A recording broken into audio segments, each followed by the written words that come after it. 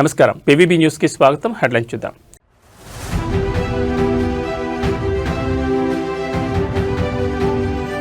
కుప్పంలో సీఎం చంద్రబాబు 3 రోజుల పర్యటన. అభివృద్ధి పనులకు భారీగా శ్రీకారం చుట్టనున్న సీఎం.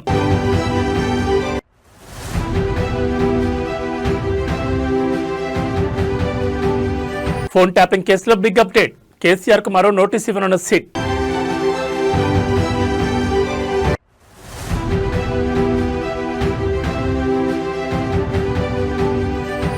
రేవంత్ రెడ్డి నయా రికార్డ్. హార్వర్డ్ నుంచి సర్టిఫికెట్ పొందిన తొలి సీఎం.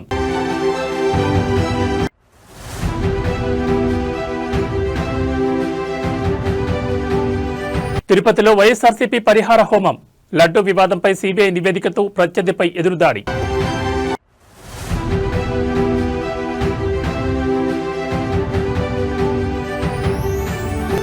మేడారం మహాజాతరలో మహా అద్భుతం దృశ్యం.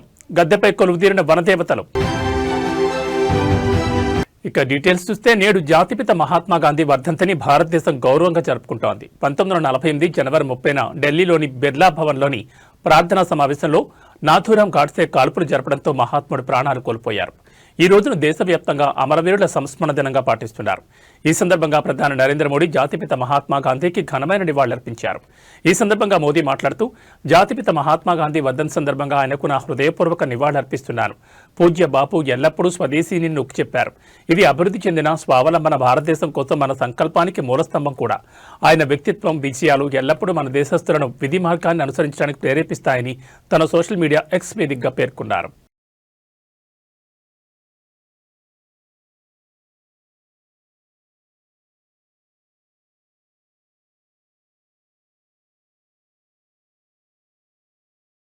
ఏపీ సీఎం చంద్రబాబు నాయుడు నేటి నుంచి 3 రోజుల పాటు తన సొంత నియోజకవర్గం కుప్పంలో పర్యటించనున్నారు. ఈ పర్యటనలో భాగంగా ఆయన పలు అభివృద్ధి కార్యక్రమాలకు శ్రీకారం చుట్టనున్నారు. ఈ రోజు గుడిపల్లి మండలంలోని అగస్త్య ఇంటర్నేషనల్ ఫౌండేషన్ ప్రాంగణంలో టీచర్ ట్రైనింగ్ సెంటర్ భవన నిర్మాణానికి ఆయన భూమి పూజ చేయనున్నారు. అనంతరం కుప్పం మున్సిపాలిటీలో నూతనంగా నిర్మించిన ప్రభుత్వ గ్రంథాలయంతో పాటు యువతకు నైపుణ్య శిక్షణ అందించే ఆదిత్య బిర్లా నైపుణ్యాభివృద్ధికి కేంద్రాన్ని సీఎం ప్రారంభించనున్నారు.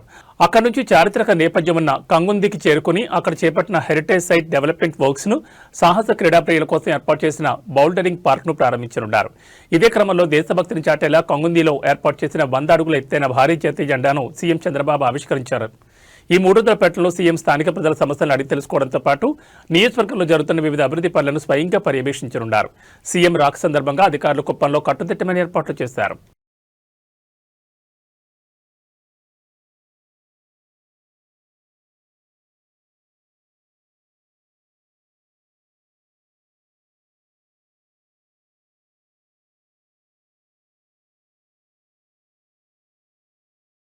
ఫోన్ ట్యాపింగ్ కేసు విచారణ కీలక దశకు చేరుకుంది. బీఆర్ఎస్ అధినేత మాజీ సీఎం కేసీఆర్ విచారణకు హాజరు కావాల్సిందిగా ప్రత్యేక దర్యాప్తు బృందం మరోసారి నోటీసులు ఇచ్చేందుకు సిద్ధమవుతోంది. అయితే నిన్న ఇచ్చిన నోటీసు ప్రకారం కేసీఆర్ ఇవాళ మధ్యాహ్నం 3 గంటలకు విచారణకు హాజరు కావాల్సింది. అయితే ప్రస్తుతం రాష్ట్రంలో మున్సిపల్ ఎన్నికల హడావిడి నెలకొనడం, పార్టీ అంతర్గత సమావేశాల్లో బిజీగా ఉన్న కారణంగా ఆయన విచారణకు రాలేనని సిట్కు లేఖ రాశారు. కేసీఆర్ విజ్ఞప్తిని పరిగణలోకి తీసుకున్న సిట్ అధికారులు తదుపరి విచారణ తేదీని ఖరారు చేస్తూ రేపు మరో నోటీసు జారీ చేసే అవకాశం ఉంది. ఆ నోటీసులో విచారణకు హాజరు కావాల్సిన ఖచ్చితమైన సమయాన్ని, ప్రదేశాన్ని కూడా పేర్కొనబోతున్నట్టుగా తెలుస్తోంది. అయితే విచారణ ఎక్కడ జరగాలనే అంశంపై ప్రస్తుతం ఉత్కంఠ నెలకొంది. చట్టపరమైన నిబంధనల ప్రకారం వయసురీత్యా కేసీఆర్ పోలీస్ స్టేషన్కు రానక్కర్లేదని, ఆయన కోరుకున్న చోట విచారణ జరిపేందుకు సిట్ వెసులుబాటు కల్పించింది. దీంతో హైదరాబాద్ పరిధిలోని నందినగర్ నివాసంలో విచారణ జరపాలని అధికారులు భావిస్తున్నారు. కానీ ప్రస్తుతం కేసీఆర్ ఎర్రవెల్లి ఫామ్ హౌస్లో ఉంటున్నందున విచారణ అక్కడే జరగాలని కోరుతున్నట్లుగా పార్టీ వర్గాలు తెలిపాయి. ఎవరికి ఇచ్చారు?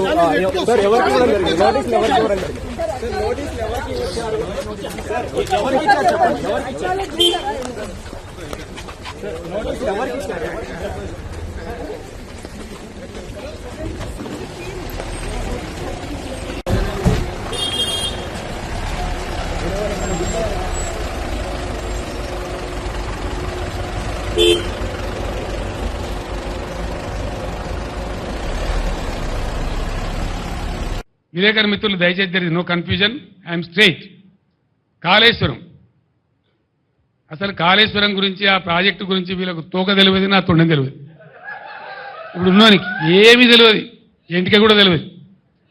కోపం వస్తుంది, బాధ కలుగుతాయి. ఏమైందండి దానిలో? మేడిగడ్డ బరాజులో దానికి 3 బరాజులు ఉన్నాయి. మేము కొత్తగా కట్టినాయి. సైడ్లో కూడా ఉన్నాయి. సైడ్లో వచ్చి కలిసేటువంటి రివర్లెట్స్ ఏవైతే ఉంటాయో వాటిని కూడా చాలా ఇసుకలనే కడతాం. వాటికి పిల్లర్స్ ఉంటాయి. మొత్తం ఆ రివర్లెట్స్ కోసం కట్టినటువంటి ఉపనదుల మీద కట్టినవి కానీ మెయిన్ గోదావరి మీద కట్టినవి కానీ అన్ని బ్యారేజీల మీద కలిపి 300 చిల్లర ఉంటాయి. ఇది పిల్లర్స్ బ్రహ్మాండంగా 3 బ్యారేజీలలో కలిపి దాదాపు 200 చిల్లర గేట్లు ఉంటాయి. అంత పెద్ద పని అది. దాని తర్వాత ఒక్కొక్క పంప్ హౌస్ మొన్న వీళ్ళు ఒత్తిరు కదా నందిమేడారంలో వరద కాలువలో నీళ్ళు పోయడానికి. కాళేశ్వరం అయిపోయింది, మరి ఆ పంప్ ఎందుకు వచ్చినావు? మరి నేను అడుగుతా ఉన్నా, ఎట్లా వచ్చినాయి నీళ్ళు? మరి ఎందుకో వచ్చే కాళేశ్వరం లేనిదే వచ్చినాయా? మేమేం చేసినాం? మీలాగా లత్కోర పని చేయలే. మేము కడుతుంటే కాళేశ్వరం ప్రాజెక్టు కడతా ఉంటే 2 బ్యారేజీలు తెలంగాణ కాంగ్రెస్ నాయకుల యొక్క అసమర్థత వల్ల సమైక్య పాలకులు పెండింగ్లో పెట్టిన దశాబ్దాల తరబడి.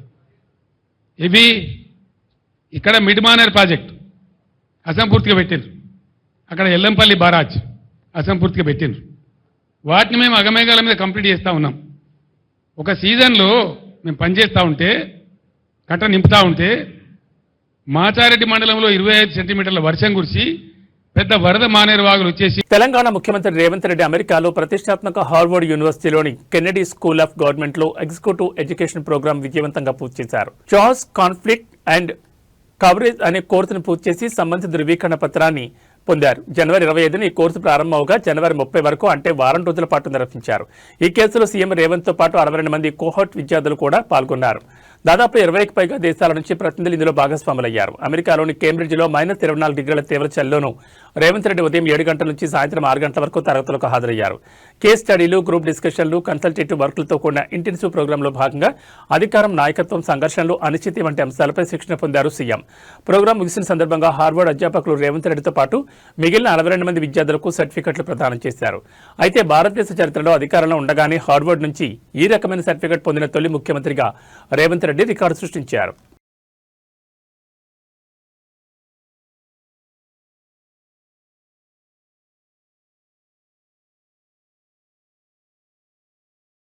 తిరుమల శ్రీవారి లడ్డు ప్రసాదం చుట్టూ నెలకొన్న వివాదం కొత్త మలుపు తిరిగింది. లడ్డు తయారీలో వాడిన నెయ్యిలో జంతు కొవ్వు లేదని, అది కేవలం వెజిటబుల్ ఆయిల్స్ మరియు కెమికల్ ఎస్టర్లతో జరిగిన సింథటిక్ అడల్ట్రేషన్ అని సిబిఐ నేతృత్వంలోని సిట్ తన తుది ఛార్జ్షీట్లో పేర్కొంది.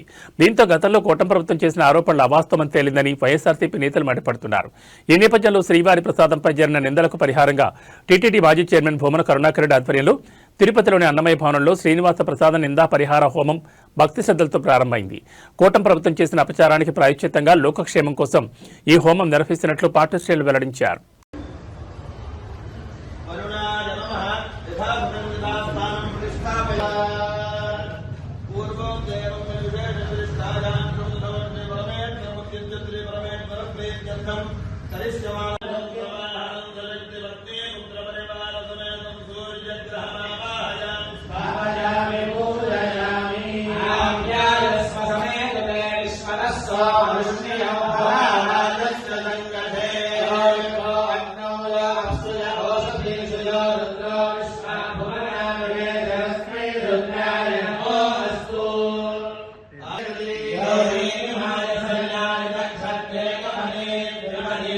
రాష్ట్రంలో రాజకీయాల్లో అత్యంత ఆసక్తి రేపుతున్న ఎమ్మెల్యేల అనర్హత అంశం కీలక దశకు చేరుకుంది. ఖైరతాబాద్ ఎమ్మెల్యే దానం నాగేంద్రపై దాఖలైన 2 అనర్హత పిటిషన్లపై తెలంగాణ అసెంబ్లీ స్పీకర్ గడ్డం ప్రసాద్ కుమార్ ఇవాళ అసెంబ్లీలోని స్పీకర్ ఛాంబర్లో అధికారికంగా విచారణ ప్రారంభించారు. బీఆర్ఎస్ తరపున పిటిషన్ వేసిన ఎమ్మెల్యే పాడి కౌశిక్ రెడ్డితో పాటు ఆయన తరపు న్యాయవాదులు స్పీకర్ ఎదుట హాజరై తమ వాదనలు వినిపించనున్నారు. మరోవైపు దానం నాగేంద్ర తన న్యాయవాదులతో విచారణకు హాజరయ్యారు. అయితే విచారణకు ముందే దానం స్పీకర్కు ఒక అఫిడవిట్ సమర్పించారు. అందులో తాను బీఆర్ఎస్ పార్టీకి రాజీనామా చేయలేదని, ఇప్పటికీ ఆ పార్టీలోనే కొనసాగుతున్నానని పేర్కొన్నారు. 2024 మార్చిలో తాను కాంగ్రెస్ సమావేశానికి హాజరైంది కేవలం వ్యక్తిగత హోదాలోనే తప్ప పార్టీ మారినట్టుగా కాదని తెలిపారు. కాగా పార్టీ మారిన ఎమ్మెల్యేల అనర్హత కేసులో దేశ అత్యున్నత న్యాయస్థానం సుప్రీంకోర్టు విధించిన గడువు ఈ నెల 31తో ముగినుండడంతో స్పీకర్ గడ్డం ప్రసాద్ కుమార్ విచారణను వేగవంతం చేశారు. గతంలో ఫిరాయింపు ఆరోపణలు ఎదుర్కొన్న మెజార్టీ ఎమ్మెల్యేల పిటిషన్లను స్పీకర్ కొట్టేసిన విషయం తెలిసింది. ఇప్పుడు దానం నాగేందర్ విషయంలో స్పీకర్ ఎలాంటి నిర్ణయం తీసుకుంటారనేది స్టేట్ పాలిటిక్స్ లో హాట్ టాపిక్ గా మారింది. The House is urgent to meet again at 10 a.m. on Monday, the 16th December 2024. ఓకేనా సార్? చెప్పండి సార్, ఏంటి స్పీకర్ ఇచ్చిన నోటీసులను ఎట్లా రెస్పాండ్ అవుతారు? రేపు స్పీకర్ గారు ఇచ్చిన దానికి మా అడ్వకేట్ ద్వారా మనం రిప్లై పంపించడం జరిగింది. మళ్ళీ నాకు స్పీకర్ నుంచి ఇంకా ఏం పిలిపేం రాలేదు. వచ్చినప్పుడు నేను నా అడ్వకేట్ వెళ్ళి మేము ఇస్తాం తప్పకుండా. అదేవిధంగా మేము ఇచ్చినటువంటి రిప్లై ఇప్పటిదాకా మాకు వచ్చిన దానికి మేము రిప్లై జవాబు ఇచ్చాము ఒకటి. కానీ ప్రత్యేకంగా మమ్మల్ని మరి ప్రెసిడెంట్ గమ్మని ఎక్కడ స్పీకర్ గారు ఇప్పటిదాకా చెప్పలేదు. చెప్పినప్పుడు నేను వ్యక్తిగతంగా పోయి ఉన్నటువంటి క్రాస్ ఎగ్జామినేషన్ ఉంటుందని చెప్పేసి క్రాస్ ఎగ్జామినేషన్ పిటిషనర్స్ ఉంటుందని నేను అనుకుంటున్నాను. నాకు తెలిసిన లా ప్రకారంగా పిటిషనర్స్ కి ఉంటది. తర్వాత నన్ను పిలుస్తుండొచ్చు. నన్ను పిలిచినా కూడా నేను తప్పకుండా వెళ్ళి నా ఎక్స్ప్లెనేషన్ మీరు రాజీనామా చేస్తారు లేదంటే అనర్హత వేటు పడుతుందనే భయంతో ఇట్లా అఫిడవిట్ దాఖలు చేశారు దాననాయందర్ అని చెప్పేసి రెండే ఇష్యూలు. రాజీనామా చేయాల్సిన పరిస్థితి వచ్చినా, ఒకవేళ అట్లా డిస్క్వాలిఫికేషన్ వచ్చినా, నేను ప్రజాబలంతో ఇన్నిసార్లు గెలిచాను. అక్కడ ఆసిఫ్ నగర్ లో ఎంఐఎంఓలో అంత బలమైన ఉంటేనే నేను ప్రజలతో గెలిచాను. కాబట్టి ప్రజల మనిషిని, ప్రజల మధ్యలో ఉండేటోని. ప్రజాబలమే నా బలం. తప్పకుండా నేను అలాంటి పరిస్థితి వస్తే తప్పకుండా మళ్ళీ ప్రజాక్షేత్రంలో వస్తాను. తప్పకుండా మళ్ళీ పోట్లాడతాను. కాంగ్రెస్ ఎమ్మెల్యే అని చెప్పిన దాననాయందర్ ఇప్పుడు మళ్ళీ బీఆర్ఎస్ ఎమ్మెల్యే అని చెప్పేసి అఫిడవిట్ ఇవ్వడంలో అఫిడవిట్ స్పీకర్ ఇచ్చిన దాంట్లో మా అడ్వకేట్ ఇచ్చారు. మా అడ్వకేట్ గారు ఢిల్లీలో ఉండే ఈ రోజు మాట్లాడి మా అడ్వకేట్ తో మాట్లాడిన తర్వాత నేను చూస్తాను. నేను చెప్పాను కదా మా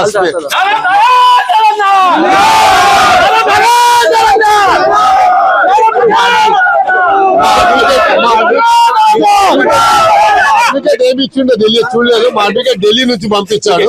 చూసిన తర్వాత ఎమ్మెల్యే మీరే కాబట్టి మీరు ఏ పార్టీ అని చెప్తారు? ఇప్పుడు ఎమ్మెల్యే కాదా నేను?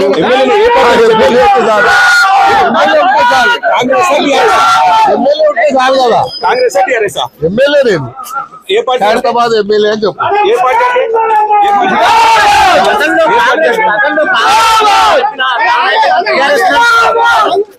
మీరు ఏ పార్టీ అంటే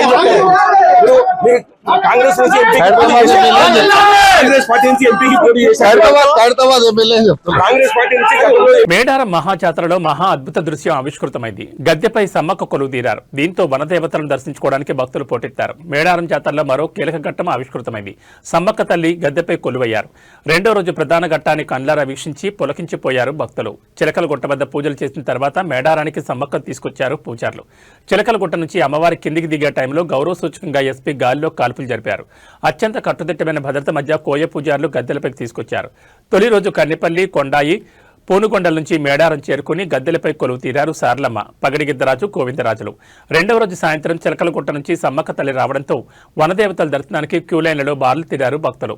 వనదేవతలకు బెల్లం మొక్కులు చెల్లిస్తున్నారు. భక్తులు బెల్లం మొక్కులే కాదు, ఎదుర్కోళ్ళ ఆచారం కూడా ఉంది. అందుకే అమ్మవారికి కోడిని సమర్పించి మొక్కులు తీర్చుకుంటున్నారు. మేడారం పరిసరాల్లో ఎటు చూసిన ఆధ్యాత్మిక శోభ కనిపిస్తోంది. 8 కిలోమీటర్ల దూరం వరకు భక్తులు కనిపిస్తున్నారు. తెలంగాణలోని అన్ని ప్రాంతాల నుంచే కాకుండా పొరుగు రాష్ట్రాలు ఏపీ, ఛత్తీస్గఢ్, మహారాష్ట్ర నుంచి భక్తులు తరలివస్తున్నారు. సామాన్యులే కాకుండా పలు రంగాల ప్రముఖులు, పలు పార్టీల నేతలు వనదేవతల దర్శనాలకు తరలి వెళ్తున్నారు.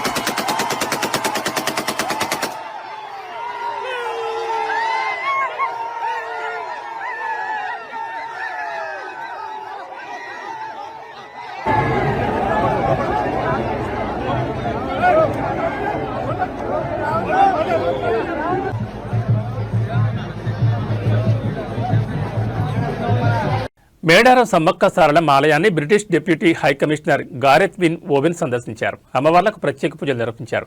సంప్రదాయ చేనేత వస్త్రాలు ధరించిన ఆయన అమ్మవార్లకు మొక్కులు చెల్లించుకుని తులాభారం వేశారు. ఆయన వెంట మంత్రి సీతక్క, జిల్లా కలెక్టర్ ఉన్నారు. ఈ సందర్భంగా మేడారం మహాజాతర విశిష్టతను, భక్తుల కోసం ప్రభుత్వం చేసిన ఏర్పాట్లను గారెత్కి వివరించారు.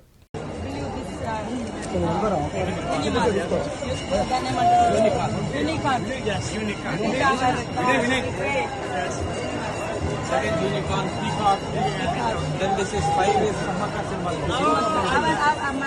I also 5, the same boat, same boat.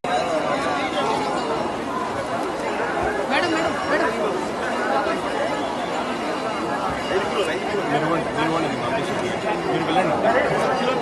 Phone.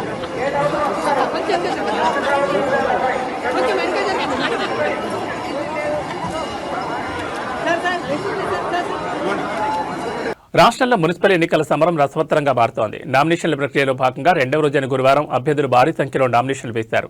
రాష్ట్ర వ్యాప్తంగా ఉన్న 7 మున్సిపల్ కార్పొరేషన్లు, 116 మున్సిపాలిటీలో ఎన్నికల కోలాహలం నెలకొంది. తొలి రోజు నామమాత్రంగా సాగిన ఈ ప్రక్రియ రెండవ రోజుకు చేరుకునేసరికి ఒక్కసారిగా వేగం పుంజుకుంది. రెండవ రోజు రాష్ట్ర వ్యాప్తంగా 7,980 మంది అభ్యర్థుల నుంచి 8,326 నామినేషన్లు అందాయి. మొదటి రోజుతో కలిపి ఇప్పటి వరకు మొత్తం నామినేషన్ల సంఖ్య 9,276కు చేరుకుంది. ఇక నామినేషన్ల దాఖలకు నేడు సాయంత్రం 5 గంటల వరకు మాత్రమే గడువు ఉండడంతో చివరి రోజు అభ్యర్థుల రద్దీ మరింత పెరిగే అవకాశం ఉందని ఎన్నికల అధికారులు భావిస్తున్నారు. గడువు ముగిసే సమయానికి కార్యాలయ ప్రాంగణంలో ఉన్న వారందరికీ నామినేషన్లు వేసే అవకాశం కల్పిస్తామని కమిషన్ స్పష్టం చేసింది.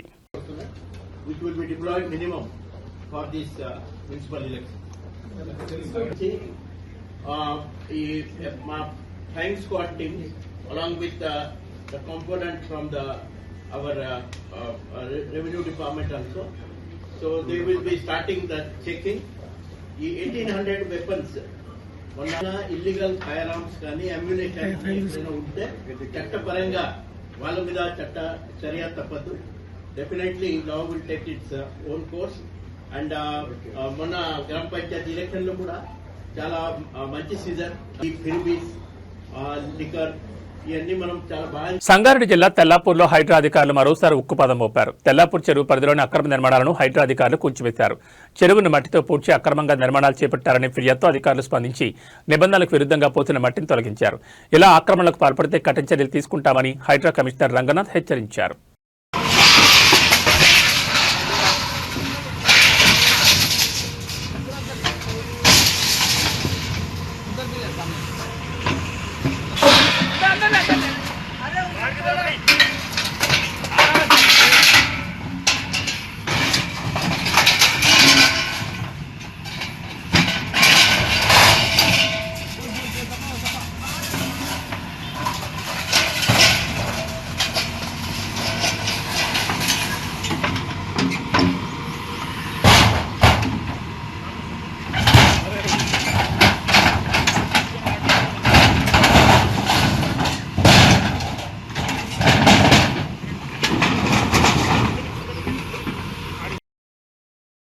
మున్సిపల్ ఎన్నికల వేళ రాజన్న సిరిసిల్ల జిల్లాలో అధికారులు భారీగా నగదును స్వాధీనం చేసుకున్నారు. సిరిసిల్ల పరిధిలోని రగుడు చెక్పోస్ట్ వద్ద ఎస్ఎస్టీ బృందం వాహనాల తనిఖీలు నిర్వహిస్తుండగా ఓ కారులో తరలిస్తున్న 20 లక్షల రూపాయల నగదు బయటపడింది. ఈ సొమ్ముకు సంబంధించి ఎలాంటి ఆధారాలు లేకపోవడంతో అధికారులు దాన్ని సీజ్ చేశారు. ఎన్నికల కోడ్ అమల్లో ఉన్నందున తనిఖీలు ముమ్మరం చేశామని, నిబంధనలు ఉల్లంఘిస్తే కఠిన చర్యలు తీసుకుంటామని ఎన్నికల అధికారులు హెచ్చరించారు.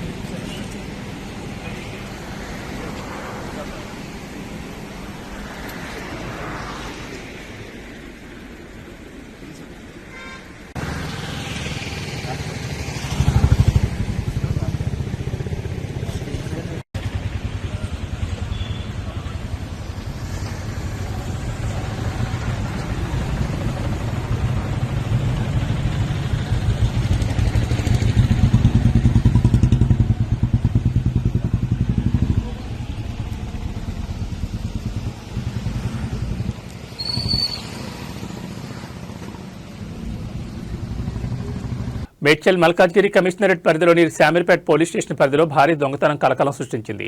బొమ్మరాజ్పేట్ గ్రామానికి చెందిన నాగేశ్వర అనే వ్యక్తి కుటుంబ సభ్యులతో కలిసి బయటకు వెళ్లిన సమయంలో గుర్తు తెలియని దుండగులు ఇంటి తాళాలు పగలగొట్టి లోపలికి ప్రవేశించారు. బీరువాలో భద్రపరిచిన సుమారు 20 తులాల బంగారం మరియు 2 లక్షల రూపాయల నగదును అపహరించుకుపోయారు. ఇటీవల బంగారం ధరల ఆకాశాన్ని అంటున్న తరుణంలో శామీర్పేట్ పరిధిలో వరుసగా జరుగుతున్న చైన్ స్నాచింగ్లు, దొంగతనాలు స్థానిక ప్రజలను భయాందోళనకు గురిచేస్తున్నాయి. పోలీసులు గస్తీని సవాల్ చేస్తూ దుండగులు బరితెగిస్తుండడంపై విమర్శలు వ్యక్తమవుతున్నాయి. బాధితుల ఫిర్యాదు మేరకు కేసు నమోదు చేసిన పోలీసులు క్లోజ్ టీం సహాయంతో దర్యాప్తును ముమ్మరం చేశారు. చిన్న మధ్యాహ్నం 3 గంటల దాకా ఫాదర్ ఇక్కడే ఉన్నాడు.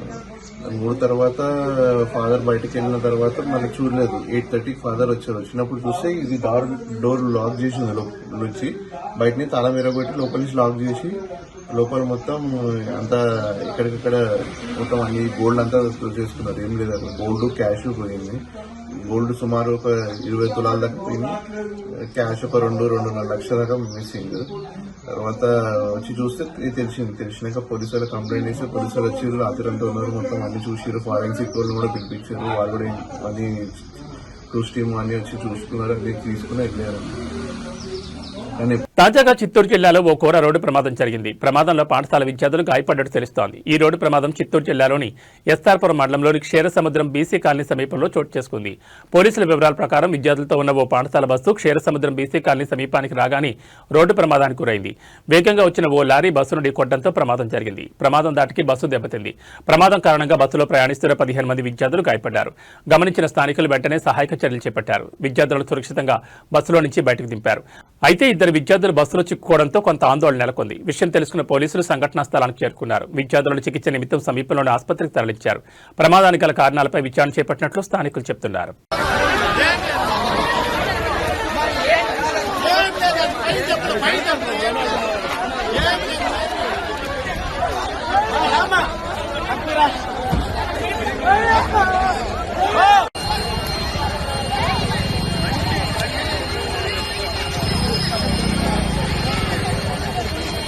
ఇవి బులెటిన్ విశేషాలు. మరో బులెటిన్లో మళ్ళీ కలుసుకుందాం. నమస్కారం.